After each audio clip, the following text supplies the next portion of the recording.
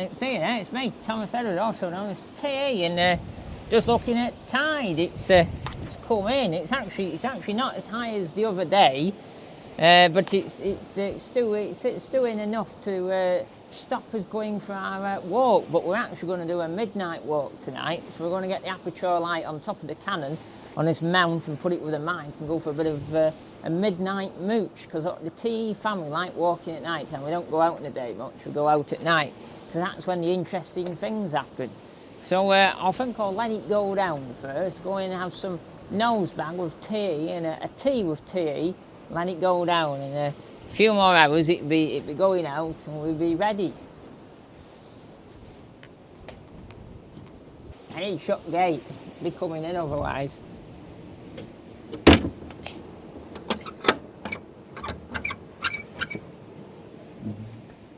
There you go.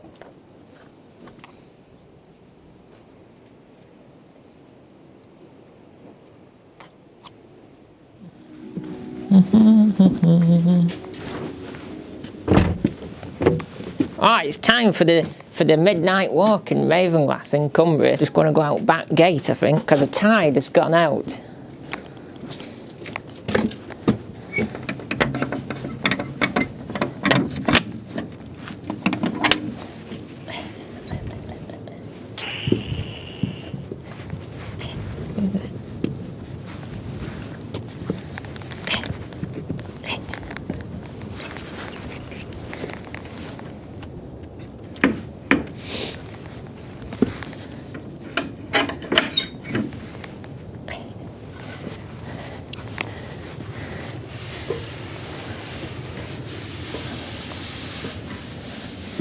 Wow, we're down off the ladder. Lock my gate up there. Look, it's a good, what's that, about 8, 10 foot tall. So, but even on a wild night, it can get above there. When I lived here, we've had a few nights where it's been coming almost over the top of the gate on the main street. So at the back here, it'd be flooding the back of these houses. That's why some of them have shutters to keep it going, because some of the houses back right on and have no yard, so to speak. So there you go. So we're going to go that way, go along the beach and along the headland and onto Wolves Drive. That's our midnight walk for tonight. Oh. So we've come to end, we're just back at shipping. As a kid, I used to get babysat there. They had a couple of nice daughters I used to play Harry Potter with on the PlayStation, that's how old it is. And it was dead old, but now it's dead posh. It's a mini mansion now, and they've got a couple of Range Rovers with private plates. It was never like that as a kid. It was really old and falling down pretty much. You spent a lot of money on it. But over here, one of the famous things in Ravenglass is this big anchor, and no one knows what it's off. So it's either off. Ravenglass is known for its smugglers, and the ship in has its smugglers' steps at the back. So this could have been a smuggler ship, you know. Get all tobacco in on this. It's been here for years and years and years. It's massive. Sort of the landmark of Ravenglass, this anchor is. And as you can see, just dead quick there, that's the smuggler's steps. So I won't show you too much because they'll be out shouting at me.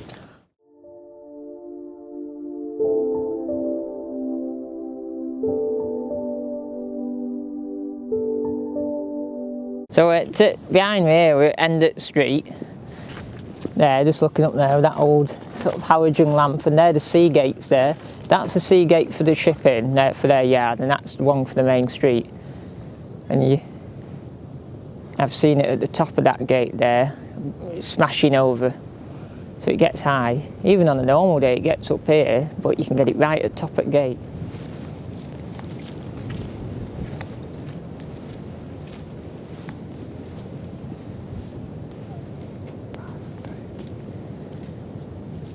So as a kid, this little river here used to be really small and used to be able to jump over it, but now it's sort of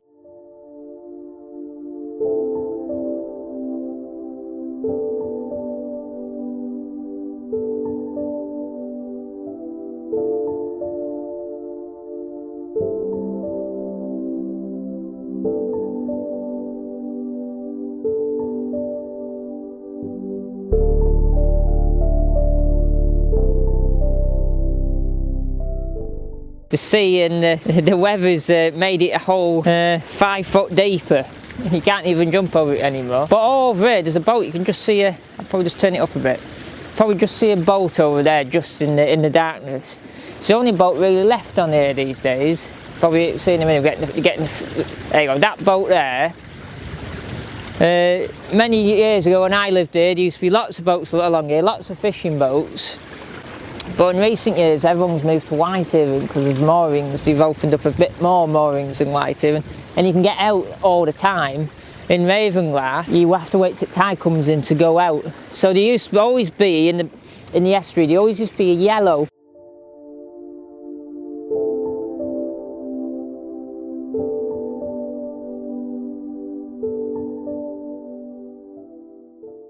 Fishing boat. It was like a small catamaran and a white one. And they always used to be there for years and years and years, and then they only disappeared in the last few years. The only two left things is well, there's a few things. There's a sailing boat and two big catamarans, and one of them's white and blue. Might have seen it on my video the other day at Christmas.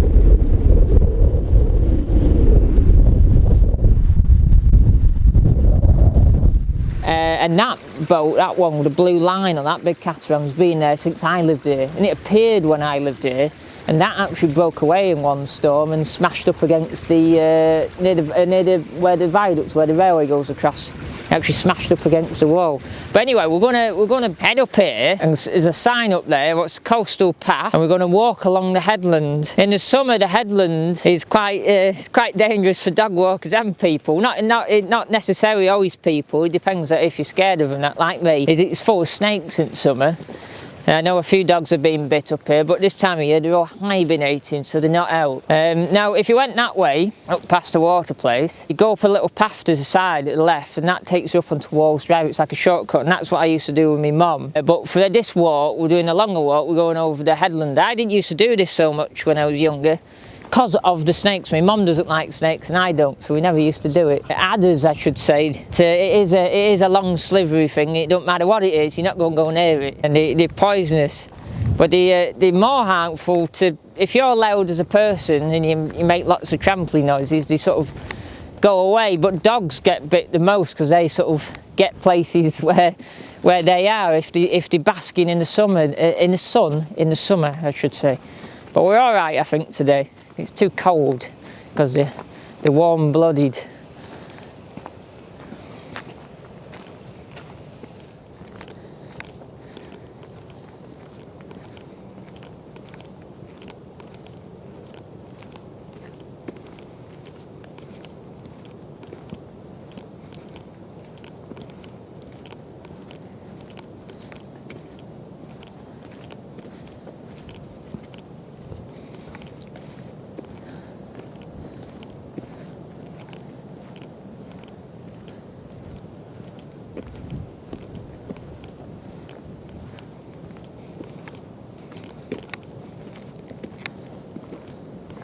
So the only thing walking on headland is you can walk normally down bottom.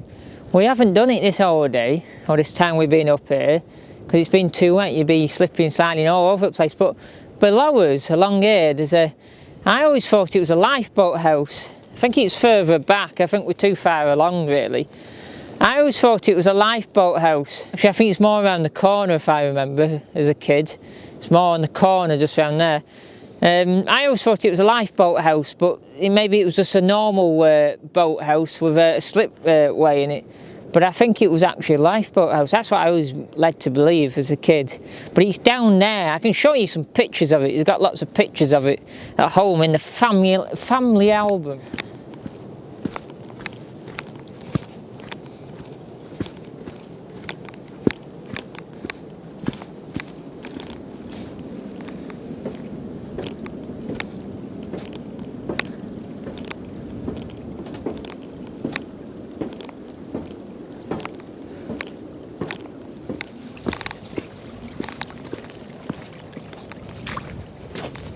So just here to the left, on this banking here, is a big block of wood. It's actually a big log. It's nicely actually machined cut by someone. It's being washed up. Now, me and, well, actually, the cameraman and Sam Morris, who came up to visit us the other day, a long time friend, put it on there because, oh, it won't get washed away then. We'll come back for it, but we're going home tomorrow. I don't think we'll come back for it. So whoever will find that will either end up being a chopping log or end up on a big fire somewhere, or maybe it might be still there when we come next. So over there in the beam of the light, you can just about see it, just about focused in on it. This is a double teaming here, the cameraman's got a light on it, and I'm filming it with manual focus. That boat over there has been there for donkey's years, and it's half sunk and the tide goes into it, but it's on a big sandbank. It's way above where the water is now, but it's been there absolutely years, and it's on the opposite bank from Ravenglass. It's sort of a Ravenglass landmark, as you'd say. Well, just this here is the reinforcing of the furnace line, the banking, the coast railway, I should say, because you are on the furnace line, but you've sort of got out the furnace. You're sort of in Copeland's now. So this is to reinforce the banking, and we've just seen, actually, when we were walking up to it, a barn owl just come out of it up there and fly off. He was probably doing a bit of hunting for mice. So this goes all the way along here. We're going to walk to the end of it where we were the other day, where we could go up onto Walls Drive.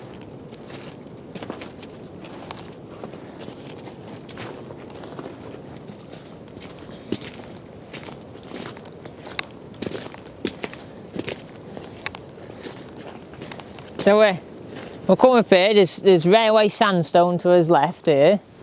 We're sort of semi-overgrown and buried by the sand and stones of the sea, of the estuary I should say. It's got trees growing out of it now. And we're sort of getting up onto the, underneath the line here, and that old bridge what needs shot blasting, but one day it will be, it'd be rare, and it'd probably get took down and a new one would have been put up, maybe what, in about 5 years time. Might last longer, but it's lasted there long enough as it is. There you go, and here's the sign, England Coast Path.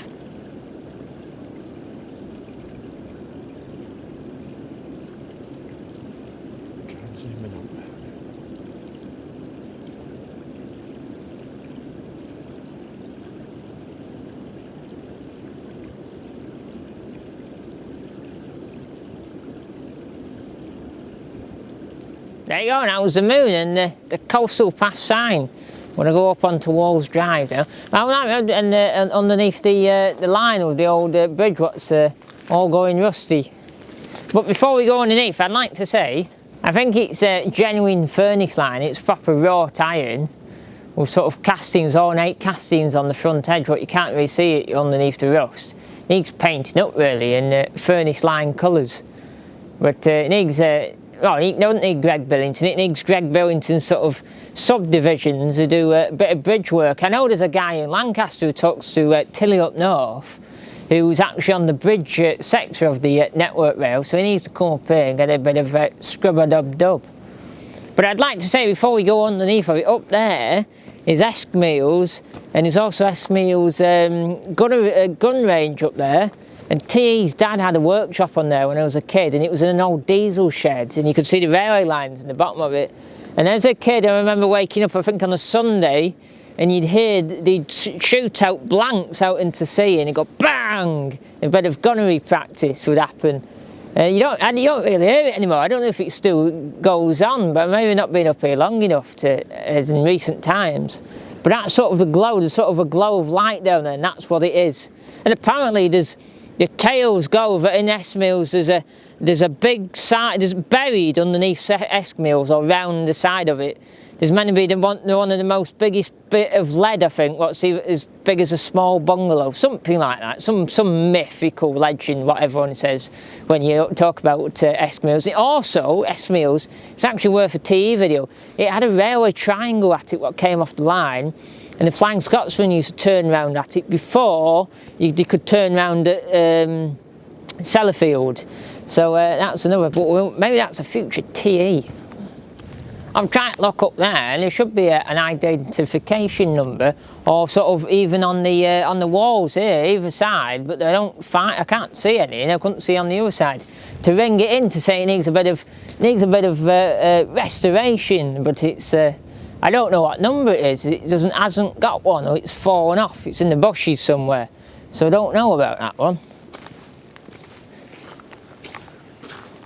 So we've walked up onto the drive. Technically, it's not quite the drive here. You're a bit further down. You're sort of on a track that goes to a farm, sort of more rolls dry once you get up to the top.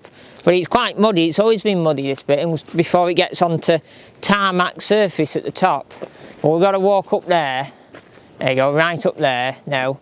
And then we'll get past the big house where my friend Campbell used to live, and then we'll walk down to the Roman bathhouse and Tilly's seat.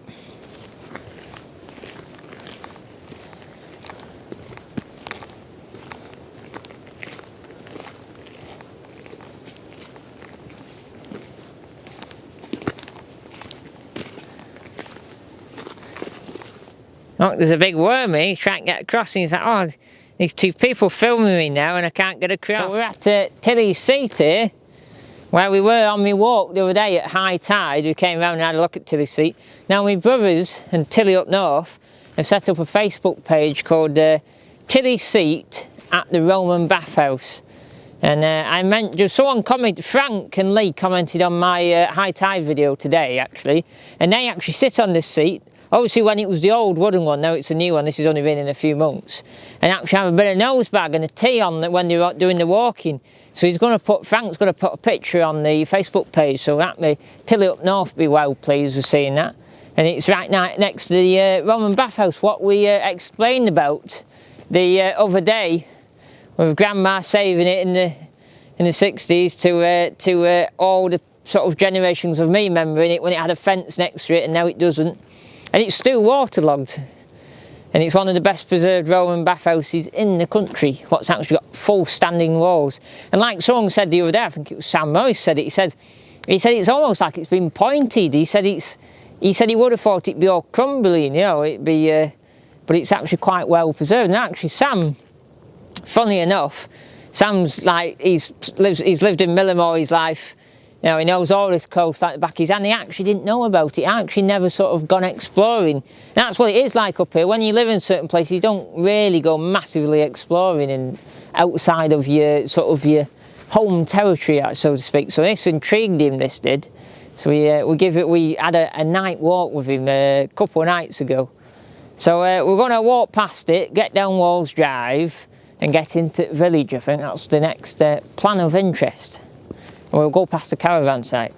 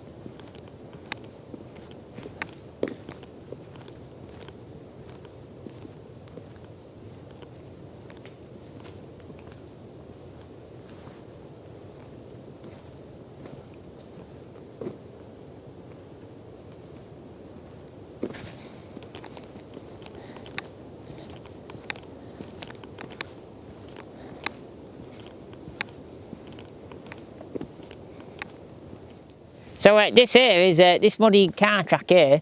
Won't not be interest to anyone else apart from me and the camera. And this is where Tilly up north's other brother, what sort of, it's actually my Patreon cameraman, actually went in and went, oh, that's a bit soft, and came back out of it in his Astra. Actually, there's a video coming on that soon. Stay tuned for that in January 2023 for an exciting video. But anyway, that's only amusement to me and the cameraman, that is. It'll be gone in a few months' time, unless someone comes next, when this video comes out, and come and look at it and go, oh, that's T.E.'s brother's tyre mark, that is.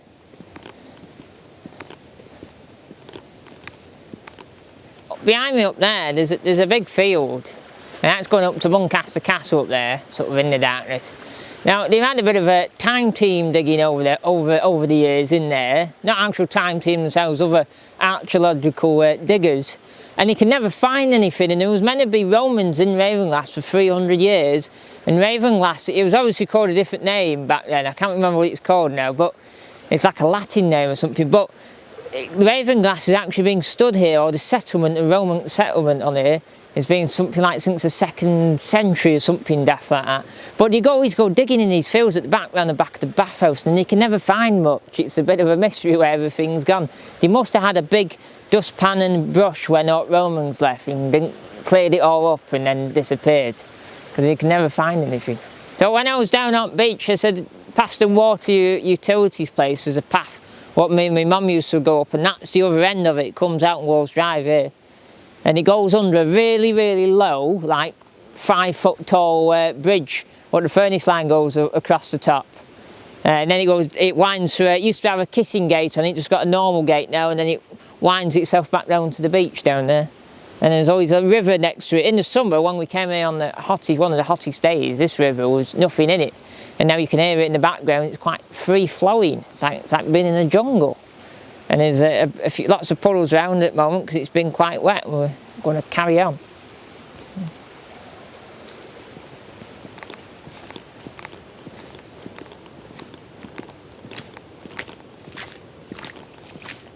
So we're at the camping caravanning club at Ravenglass. Now, as a kid, me and my mum, when I used to ride the bike, we used to go walking, we used to come here, and there always used to be a couple who used to run the site and live in a Mercedes Sprinter van.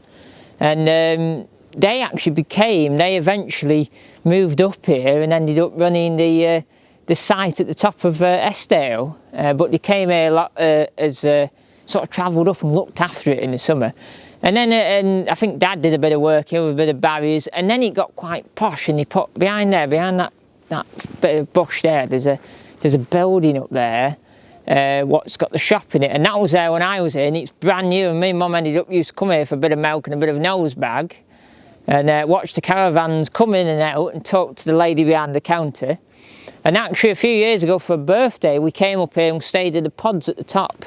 And then I had a shower in the night time, and it's like sod's law. You go down for a quiet shower, and every sod turns up and has a shower at the same time. It's one of them. So there you go, there it is. And even non-members are welcome.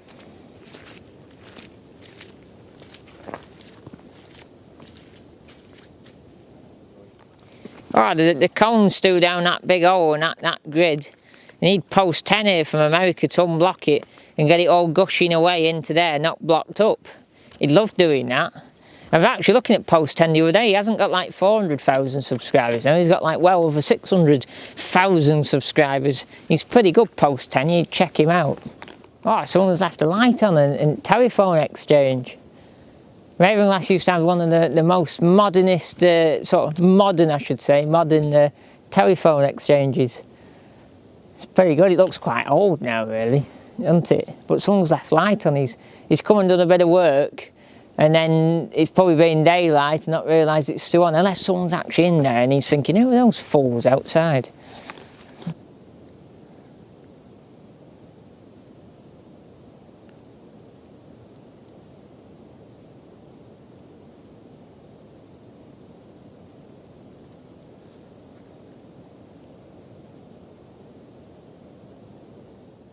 So the other day, I was walking down this path here when the cameraman was dancing in front of the camera, and I said he used to come and get the bus. Well, here on this corner where the main road comes into Ravenglass is where the bus used to pull in, and then it used to back in here and then go back out, and it used to go Pestdale, because I used to go to St Bega's in what was a primary school, Pestdale Valley. But this is where it was, and then they moved it to the main car park at a later date when it was too dangerous. Well, we're on the road here. I remember in this junction here, about 12 years ago, maybe a bit longer, maybe 14 years ago, me and my dad drove past in his transit, and there was a caravan broke down there, and my dad said, should we go back and look and see if they need any help? And we did, and they'd blown a bottom hose, and Dad said, you have to go to Holmrook garage, because there's a garage there. And it was all gushing all this water out the bottom hose of this big American Ford like RV. Just getting down the road here, and I was just saying to the cameraman, you can actually smell the Ravenglass and Eskdale Railway shed. You know, you can actually have this smell of oil and steam that comes out the earth. I should say it comes out the shed.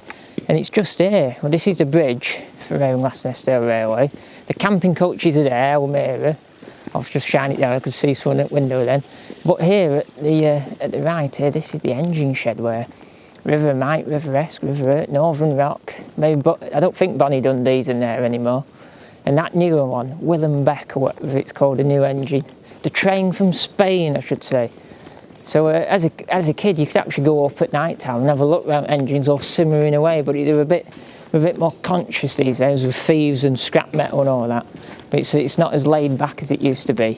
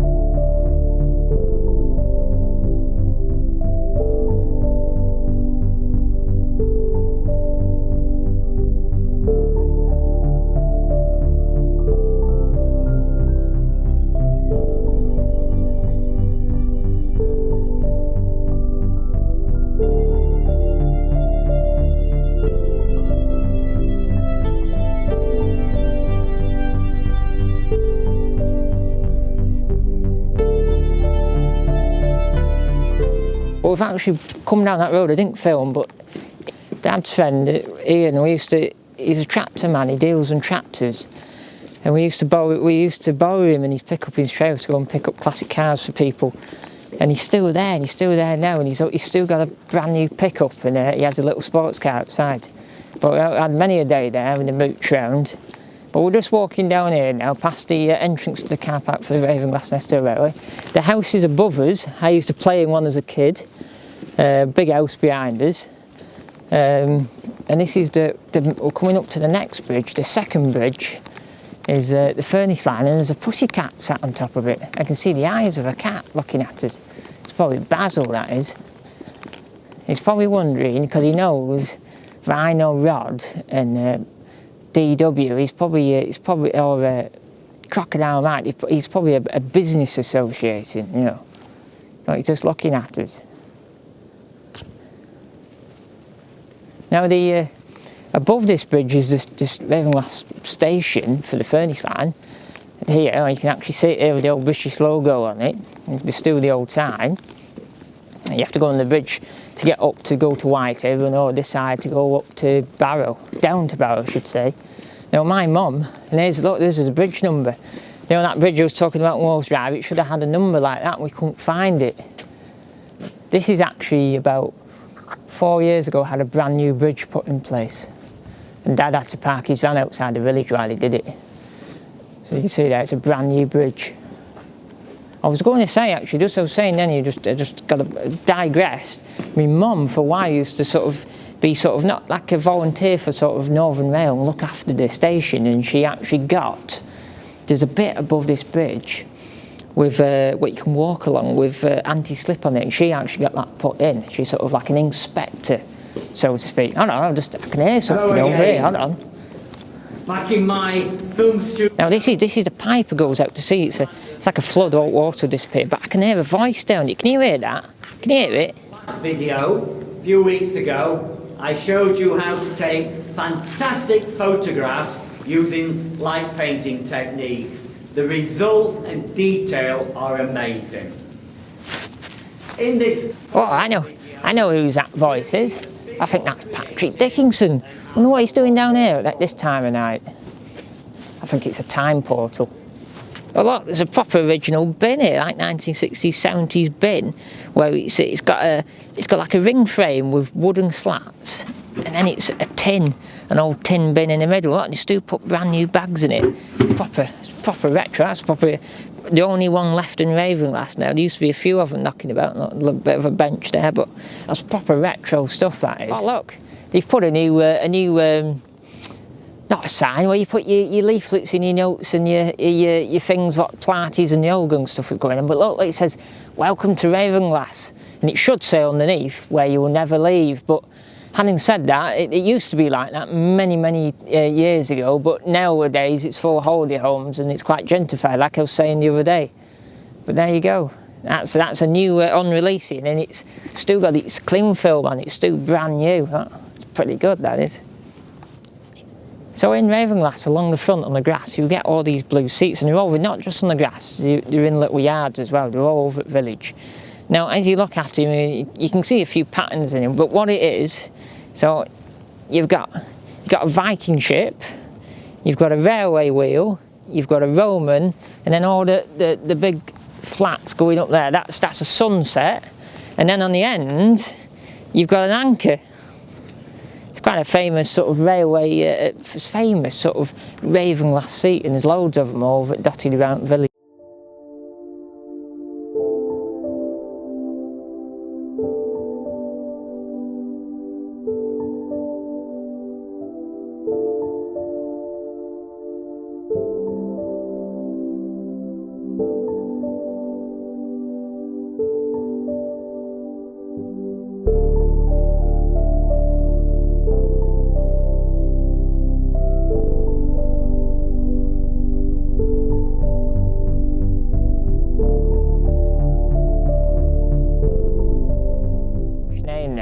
Now we're actually going to turn the camera light off because even though I said it was a holiday village now, there's still a few locals in it what we'd like to quite avoid, and so we're going to sneak past.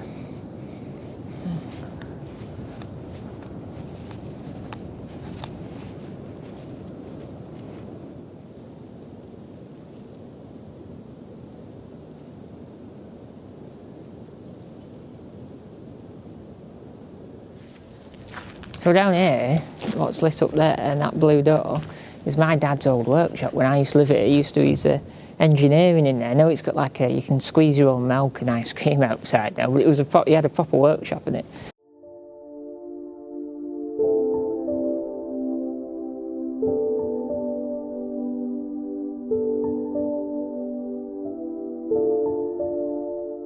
And around the corner there used to be the bookshop, what isn't there anymore. I think they do bike hire and stuff around here now. It's all sorts of middle class things happen around here now. It didn't used to be.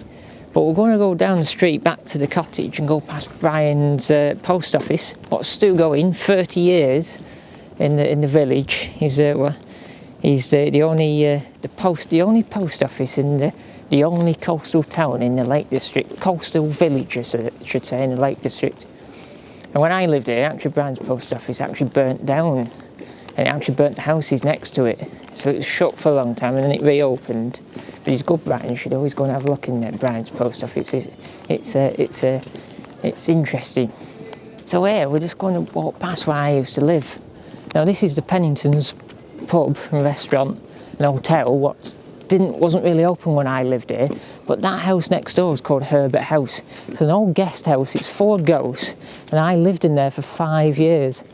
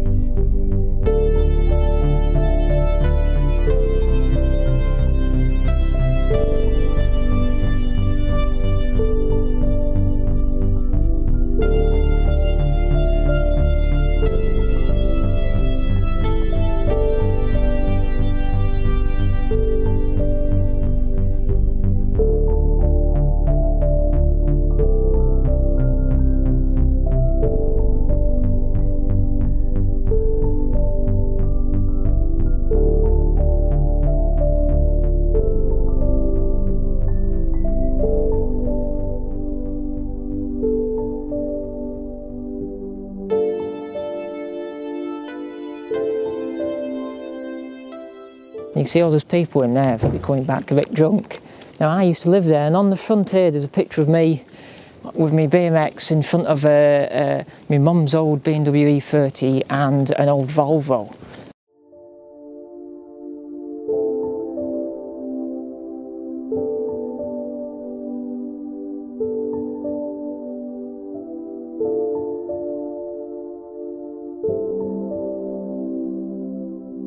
I think there's some stuff from my dad's transit in the background. That's the house I used to live in, that big house.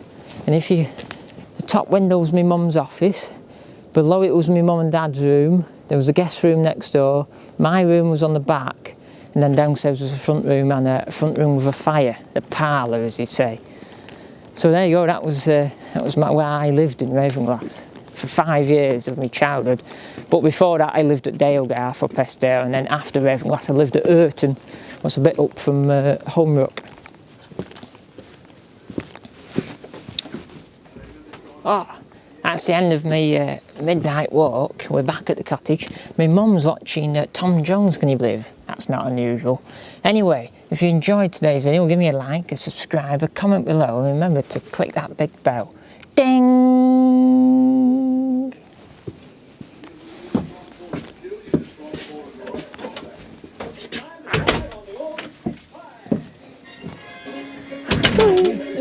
Yeah, it's not unusual. Is it a new one? And it was life-changing for our generation.